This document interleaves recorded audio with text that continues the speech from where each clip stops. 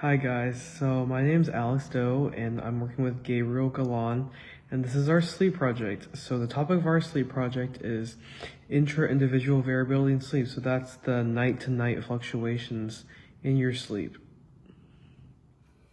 So for our study, we decided to do a between subjects experiment that lasted 4 days, with the participants being Alex and myself.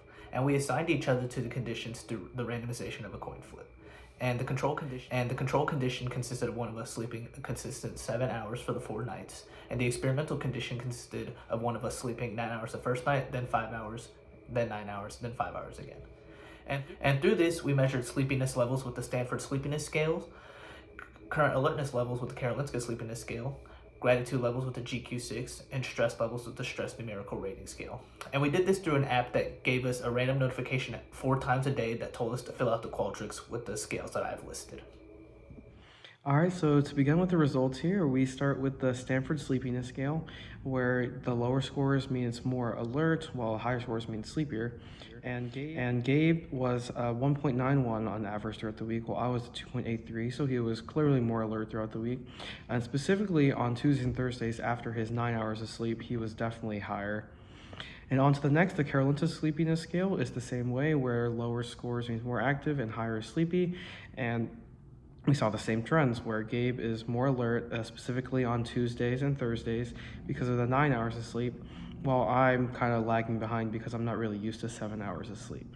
So with the stress numerical rating scale, which is just a rating of stress, we didn't really see an effect of intra-individual variability on the stress.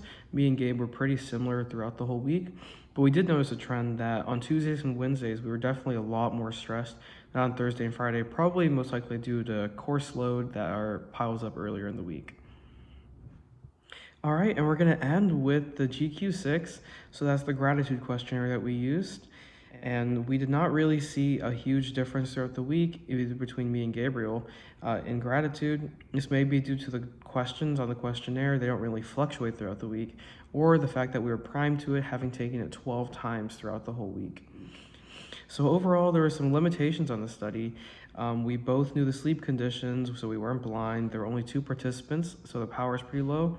And there was a high possibility of confounding variables, like Gabe being used to sleeping less than I am, and so on. So at the end of the day, what does all this data mean?